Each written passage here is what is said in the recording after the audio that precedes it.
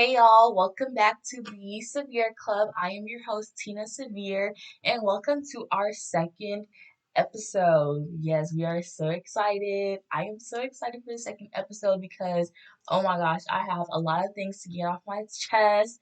I have a lot of tea to spill to you guys. So, the title of this episode is Reading My Journal Entries from My Toxic Relationship Plus What I Learned.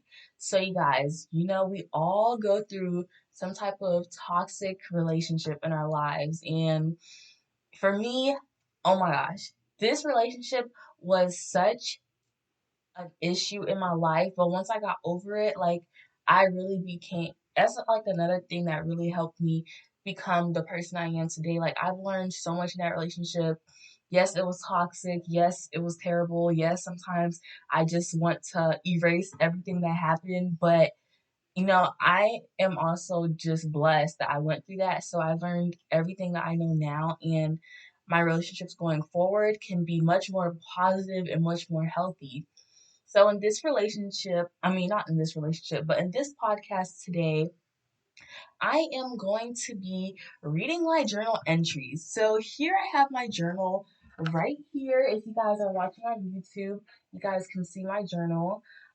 This is a journal I had my senior year of high school, and in this journal, this journal, it really helped me. Like I said in my first episode, that journaling and just writing down my thoughts really helped me express myself and really helped me just, find peace and come to terms with what I was feeling.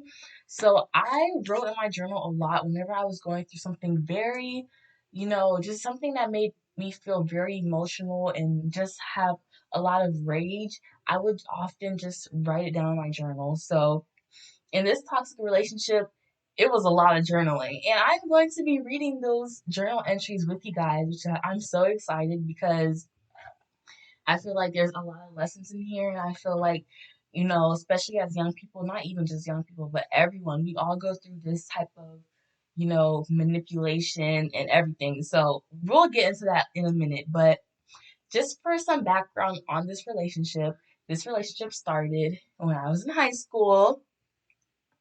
And me and this boy, we've basically been off and on in high school since our freshman year in high school. And our relationship officially ended our senior year of high school, the beginning of our senior year of high school. So we've been off and on for about 4 years. And honestly, like y'all know, like I thought this boy was my first love. Thought we were going to be together forever. You guys know how that go when you're over here, oh, just trying to plan your life together, all that young stuff, the puppy love. And the thing is, like when we were good, we were good. But when we were not, we were not. Like we had in a relationship where we were off again, on again, off again. We were not in the same school for most of our relationships. So you guys know in high school, if you're not in the same school, you have to do more work to see that person, and it's just harder on the relationship. And because we weren't in the same school or even in the same city for some of our relationship, that just made things very difficult. That opened the door for cheating, lying, manipulation, gaslighting, all these things. So here's my journal, and I'm going to open to the first journal entry that I'm going to read you guys. I have my little schedule right here. So if you guys are watching on YouTube and you see me just kind of looking off, that is because I have all my notes to hit on today. Okay, so this journal entry is from 9/9/19, which is, I think this is October. Is this October or September? I don't know. I don't know exactly which date, but this first entry, I am going to read that right now. Okay, so here we go. I'm in a pretty rough place in my life right now. My relationship with, oh, I almost said his name. Okay, we're going to call him Robert because I don't know any other Robert. So I'm going to call him Robert. I'm in a pretty rough place in my relationship right now. My relationship with Robert is rocky. I feel so much stress and I can't even console with my mother. I see myself getting back to a dark place, and I know that I don't want to be in it, but it just seems like the easiest option. It's easy to just give up and go through the motions. It's easy to just let go of everything. I just want to feel secure in myself, my relationship, and with my mom. Sometimes I just want to be numb from all the feelings, but I'm an empath, so when I feel hard. I just realized that I love Robert after he hurt me. I tried to express my pain and stress to my mother, but all she'll worry about is school, and that's it. Like my whole life is made up of school, and I'm not supposed to feel and react to, like I'm not supposed to feel, react, or anything about any other part of my life. I cannot put up a front any longer because as of right now, things are not good. They will be. Okay, y'all. So in this first journal entry, it seemed like I was going through a lot, not only in my relationship with Robert, but also with my relationship with my mother. This is also during the time where I was depressed and I was kind of feeling lonely, and I felt like me and my mother did not have a great relationship at the time because I felt like we were not communicating as well as we should have, as well as a mother and daughter relationship should be communicating. So as you guys see here in this relation in this journal entry, I am feeling a lot of different emotions, and this happens a lot to me. Like when I am stressed out and I feel like the whole world is against me, it just always feels so easy to just let go and just, just stay in a dark place because it is so easy to just stay in that dark place.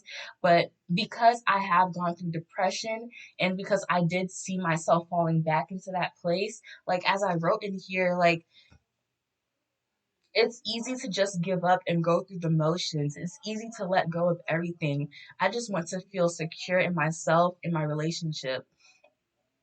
And it's like, and I also said, I see myself getting into a dark place. I know that I don't want to be in it, but it just seems like the easiest option. And because I knew the symptoms, the kind of the signs of me falling back into that depression, I did not want to go back there because that was not a good place in my life. But it just felt so easy to just allow myself to be back there because just the stress and the worry on every other aspect of my life was not just, I felt like I had no way out of it. So that is my first journal entry. And now I'm going to move on to just about a week and a week and a half later. This is 9/22/19. Okay, so yes, this is September. This is the day after Robert's birthday. Okay, so at this time, me and Robert were living in two different cities, and my dumb self decided to go and drive to the city and see him for his birthday. Okay, so here, Robert's 18th birthday, and the day he told me he was in love with me. Mind you guys, we were together for 4 years off and on again, and we've never expressed our love to each other and by saying, "Hey, I love you." Okay, so on his birthday, that's when he told me he loved me. I said, "It sucks it took for a hiccup to come into our relationship for me to realize that I was in love with him too. But I'm glad we were, but I'm glad we learned and was able to discuss it in a way I don't think would have been successful if we weren't faded, by the way," which is crazy because it's like, why does it take for us to be faded for us to be able to communicate openly towards each other? Like, that's something you should be able to do in a relationship, no matter the circumstances that's happening. I think back to moments of yesterday in laughter. I look back to moments of yesterday in laughter in disbelief, but I don't regret anything. So, this journal entry I wrote the day after his birthday when I got back. And, we had a very rocky relationship, and I kind of just like pushed everything to the side because it's your birthday. So I want to celebrate you. I spent, a good amount of money on gas going there. I also, got him some gifts. I printed out our pictures and did all this little cute stuff. Like one of my love languages is gift giving.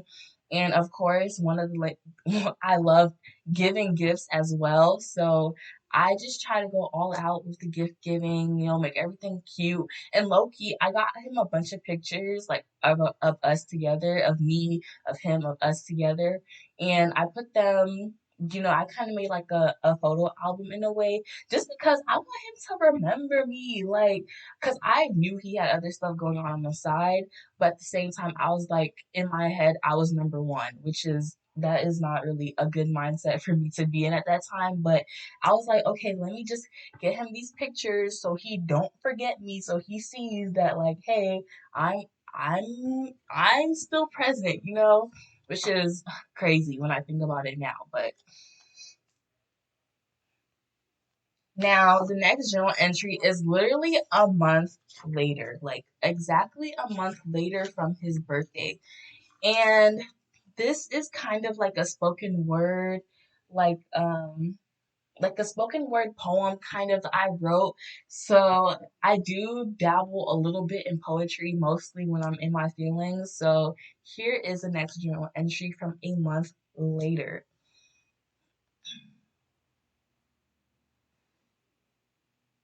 You want me until you get me.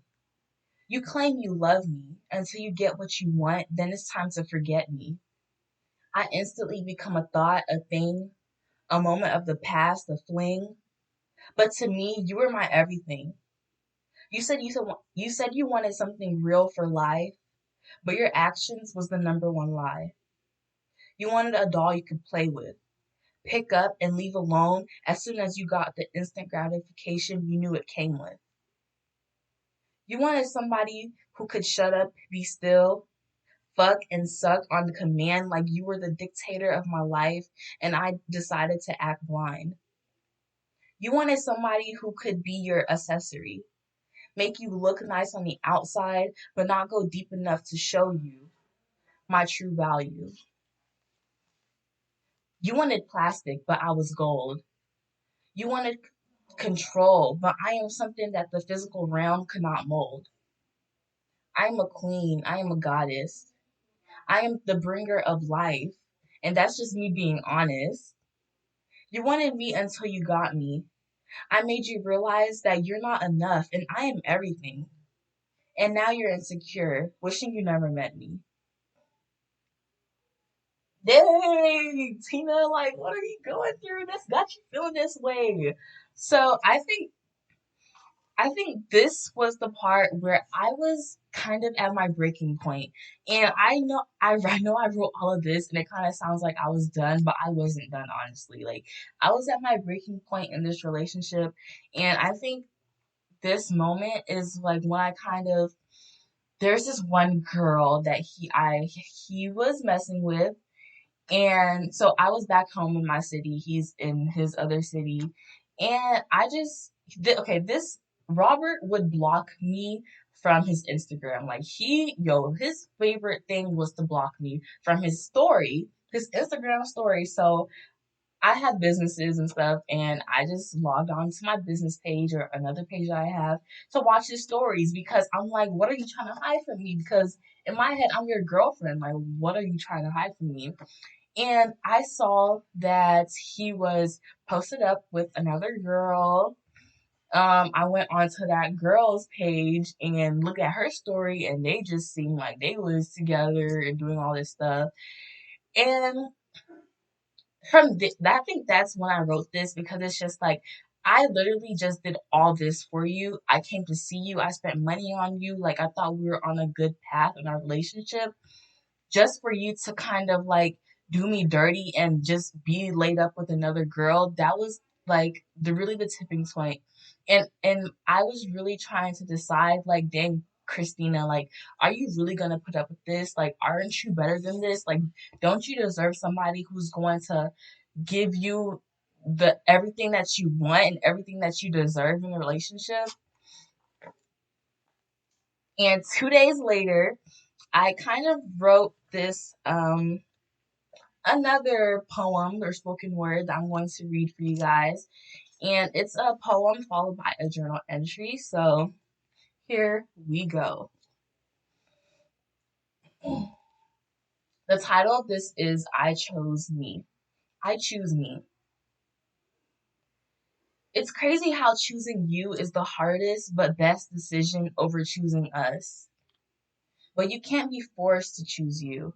You have to truly desire and be ready for it. Because sometimes you're not even ready to face yourself. Sometimes you'll be in a situation and you know it's wrong, but you'll put up with it, hoping for it to get better or looking for a in your face reason to really end it.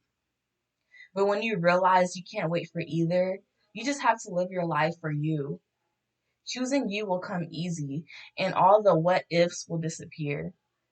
You'll be content. You won't be angry or sad. You'll feel anxious, but also relieved. You'll say your final words and not even care for a response or reaction.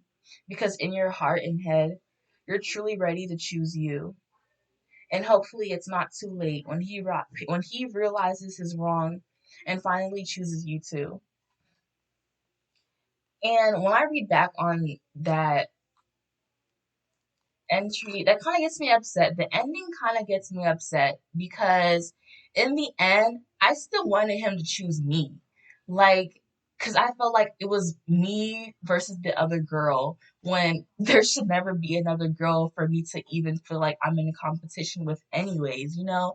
In the end, even, yes, I wrote all of that talking about I choose me, but I just really wanted him to choose me too, you know? And I kind of depended on him choosing me to determine how much I should value myself, which is very, very, very not good. And they always come back anyways, which is ridiculous. Okay. So here is the same day that I wrote I Choose Me, but the actual journal entry of what I was feeling. I said, it just doesn't make sense how someone can just lie, call you babe, tell you they love you, but be in the next girl's face right after you. How can someone be okay with themselves? Did they really love you? Did they just love the idea of you? How can someone plan a future, sell you the world, and just disrespect you? I just have had so much hope. I told my family about him. I wanted to give myself to him in a way that was so sacred to me. It sucks that I will never truly know his intentions. It sucks that I will never truly know what his intentions were, what his feelings were, how he viewed and valued me. It makes me question myself like, what was I doing wrong? Was I not good enough? This is the type of stuff that I would say, oh, that would never be me until it is. That's what happens when you let when your guard down and you try to trust others the way you know you should be trusted in. I'm gonna say this again because this right here, this deep. Okay, you tr- you try because I do this often. You try to trust others the way you know you should be trusted in. When you base others' loyalty to you on your loyalty to them, I feel used. Like whenever he needed something, he would come to me. When he basically had a whole girlfriend he could run to. I did it out of love, but in hindsight, I don't know how to feel. Cash App, Uber, I drove to see him, gave him $100 gift card, etc., etc. Money isn't everything, but to be honest, I'm not stable right now. But I will be. I invested financially, emotionally, physically, mentally, spiritually in him with nothing to show for it but myself. I feel like at the end, this is like when I'm really fed up. I was crying. I called my friend Mariah on the phone, like, girl, like, I think it's for real over. Like, he hurt me so bad. And I think this moment, after I've broken up with him, or I don't really remember how I ended it, but he literally just posted him in the bed with another girl. Literally that, like a few moments after I broke up with him, he literally posted a picture of him in the bed with another girl and posted it on on his actual page. Like, I just felt so disrespected, and I that made me feel like he never cared about me anyways. And it's crazy when I think about it now because it's just like I question myself, like, why did I put up with that? Why did I stay in that situation for so long, you know? And even when I wrote here, like, I trusted him the way I wanted him to trust me. And it's crazy because I was loyal to him the way that I wanted him to be loyal to me. And I never got any of it. Never, never, never. And the thing is, like, when I think about it, he was such a manipulator. Like, he knew how to talk. Like, he had game. Like, he was smooth with his words. And he was just also a huge gaslighter. Like, he would make me feel insecure for feeling the ways that I feel, for just looking at things the way, like, he would always accuse me of cheating and lying and stuff like that. When it's just like, dude, like, you are the last person to be talking because you know like what you're doing, you know? And it's kind of like, you know how like guys will sometimes be like, oh, they want to be able to go out and do all these things and talk to all these girls and have sex with all these other girls, but they want to have you at home, being they like they're your only one, like they don't want you messing with nobody else, but they're out here, doing it with the whole city. Like, it's just that toxic masculinity, that toxic mindset is dead. Okay, hey y'all. So this is Tina from the future. I am in the process currently of editing and going over the podcast episode, and I thought I wanted to include a little bit more talk because just rewatching the episode actually got me thinking about a few things because a key point that I didn't emphasize in the podcast episode was honesty. And I am a very cool chick. Like, you would be surprised how chill and cool I am. And one thing that you know, that made me feel hurt the most was that Robert wasn't able to be honest with me.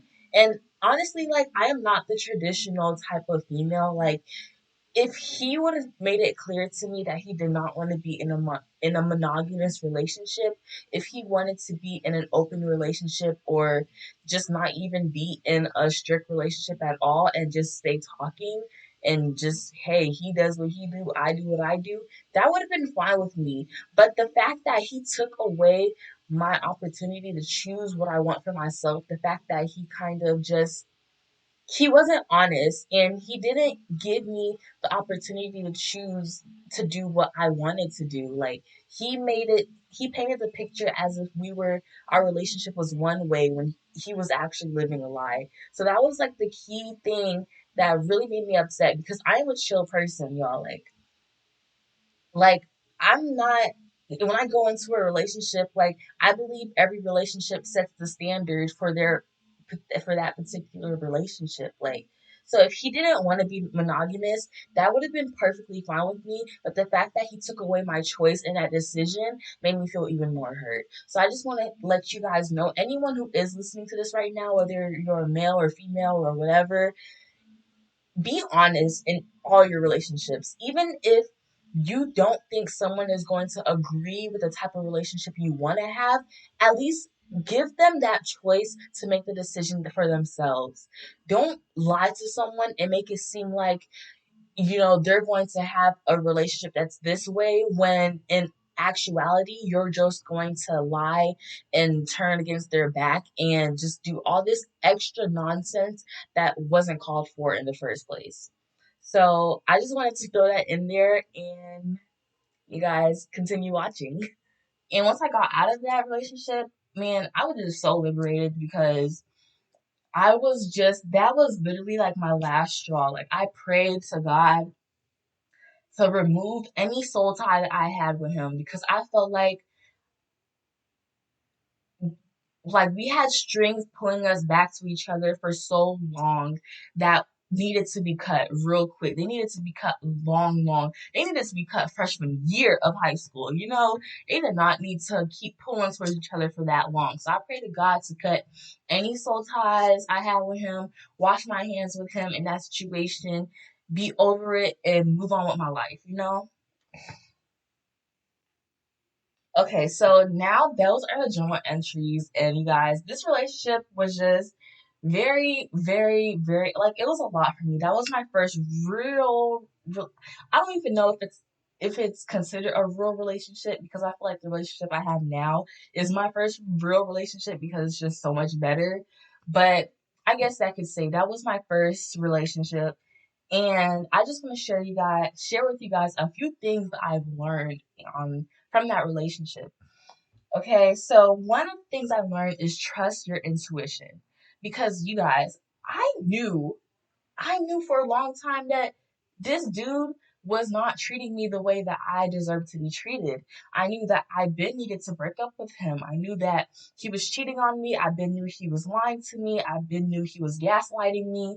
I've been knew that he was just the version of himself that he was presenting to me was not the version that I knew that he had, like, he could. I don't know how to describe it. Like, I see the potential in so many people. Like, I saw so much potential in him.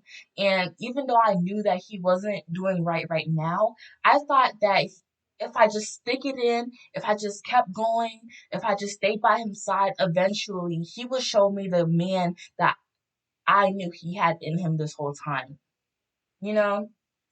But deep down inside, I knew that I do not have to go through this, especially y'all. Like, I'm in high school during this time. Like, high school is the time you're talking to people, you're getting to know people, you're figuring out what you like, what you don't like.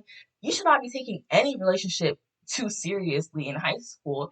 But I was just like, just, I had my freaking blinders. I was like focused, tunnel vision. And it's crazy.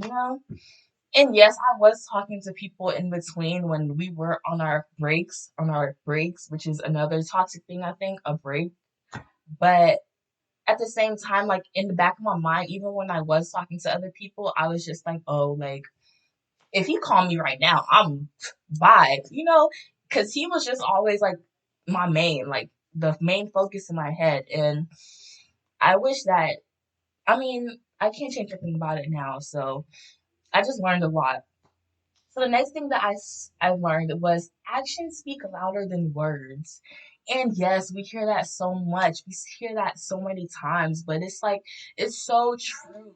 Like I said earlier, like I don't understand how he was able to pull me in over and over and over. Like I'm a smart girl, like especially because I like psychology. I like the way that the brain works, the way people use words to manipulate you and get you to do different things. Like, how was I like not catching on to game? But like I said, he was kind of a manipulator and a gaslighter. And in my head, I just saw like, oh, I'm in love. Oh, well, God loves me. Oh, well, God's giving me attention. And especially because I did not value myself and I did not love myself. I was searching for that love in other things. And that made me even more vulnerable to people who are not saying that Robert is a parasite because I respect Robert and our relationship and like I see the growth in him now, but during the version of him that he presented to me, it was very parasitic. I'll say that. The next thing that I learned was to love and value myself before anyone else. And that is because like I'm trying to see what I wrote. Because I knew he was cheating. I know there was other girls in his picture. He probably did not even take me seriously as I took him, honestly. Like he probably thought, oh, I was just another girl he was talking to. But to me, I thought we was in a whole relationship. So that's also another thing, like perception. And because we did not have clear communication on what we were doing, it just left a lot of room for error.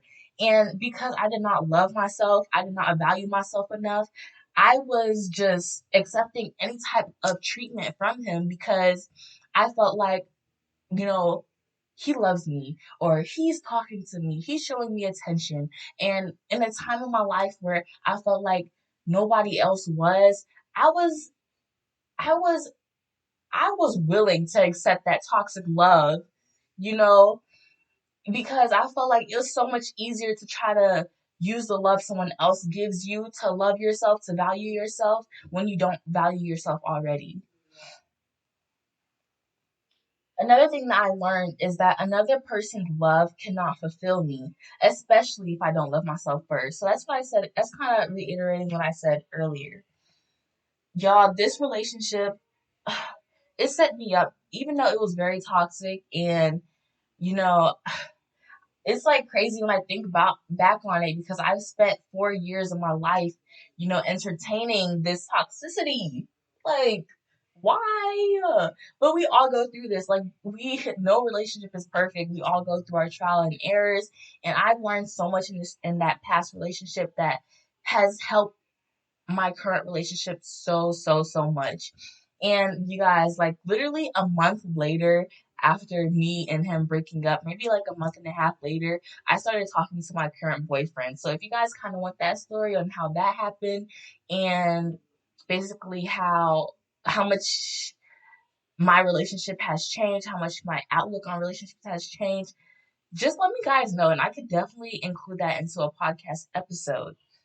Um so, as you guys know, we have the severe word, which is a segment.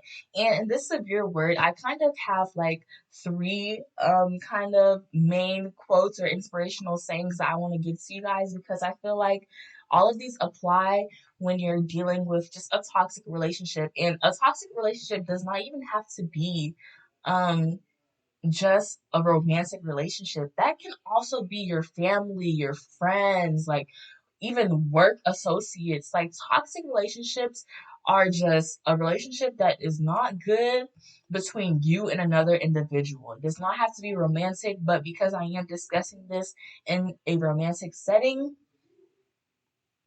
I am going to give you guys some words that can help you have a different outlook or just encourage you to get out of that toxic situation. So the first severe word for this episode is no matter how much time you have invested into someone, don't let that be the reason you hold on, simply for the sake of holding on.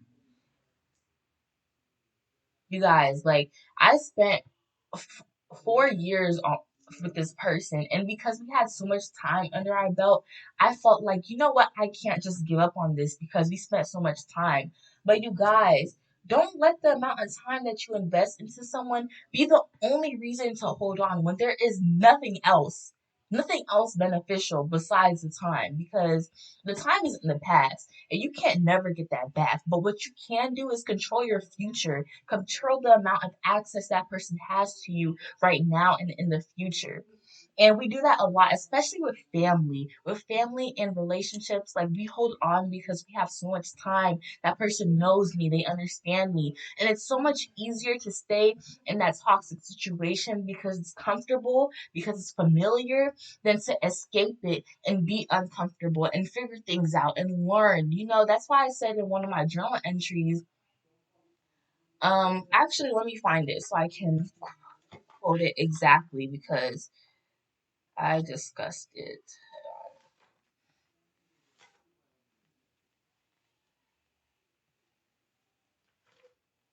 Okay, I said, it's crazy how choosing you is the hardest but best decision over choosing us. But you can't be forced to choose you. You have to truly desire and be ready for it. Because sometimes you're not even ready to face yourself. So it is so easy to stay in that toxic situation, that toxic relationship, because sometimes when you have to escape that reality, you are faced with yourself. And during that time, like I told you guys, like I did not love myself, I did not value myself. So I was nowhere near ready to face myself and deal with my own, hardships and deal with my own demons because it was just so easy for me to just ignore anything that I felt personally and anything that I had going on with me mentally and spiritually, personally.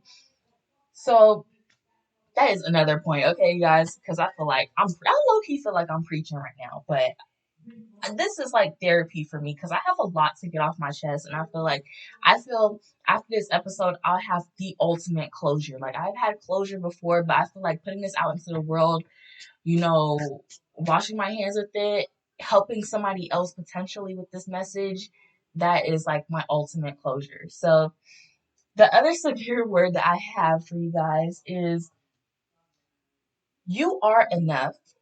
Your love is enough. And when it seems as though it's not, you may be pouring too much into a broken vessel. Snap, snap, snap, snap, snaps. Because I remember like just feeling like when somebody steps out on you in a relationship, it makes you question like, dang, like, am I not enough? Like, is my love not enough? Am I not enough? And I remember feeling that like that so many times. But to someone listening to this, I just want you to know like you are enough. You know, your love is enough. You are enough. And when it seems that you're not enough, you might be pouring too much into a broken vessel. You may need to, reel it back in and come to a common ground with that person or break it off because when you're pouring and pouring and pouring and pouring and pouring into a cup that has a hole on the bottom, that is just everything you're pouring is just getting flushed out and you're not getting anything to refill your cup, it's kind of like, what are you pouring into? You're not, and that's the thing, like with any relationship, you pour a little, they pour a little. You pour a little, they pour a little. There may be times where you gotta pour a little bit more, and there may be times where they only have a little drop. But as long as, it's never one-sided, then it's actually worth saving because there's times in a relationship where you're both not going to be great. You might have things going on with you mentally, physically, whatever. But that's the thing in a relationship, you're there to support each other. And I felt like I wasn't supported in that relationship. The last severe word that I have for you guys, and then we'll get going because I know this is kind of like a longer episode, is your forgiveness is not a pass for them to constantly make the same mistakes that end up hurting you. You must know when to move on. Yes, yes, yes, yes, yes. You may forgive. And when that person asks for your forgiveness, you take them back. Yes. But if they keep repeatedly doing the same things that hurt you, then it's time to move on, baby.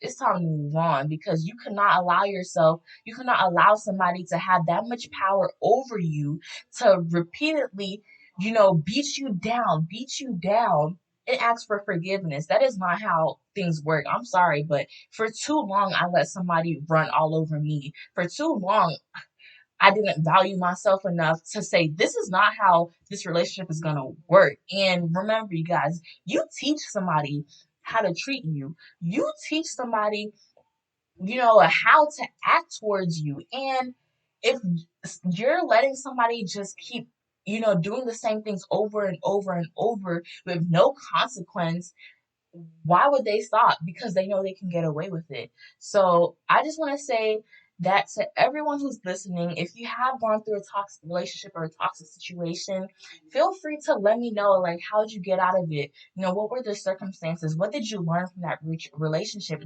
or that situation? Because we all go through having some type of toxic relationship, even if it's not just romantic, but we all have to establish boundaries and just try to get through a relationship that may not be healthy or may be going through some things at the time. So that is all I have for you guys today. I'm kind of looking at the time and I said, oh wow, that's a lot of time. But let me know what you guys think about this episode.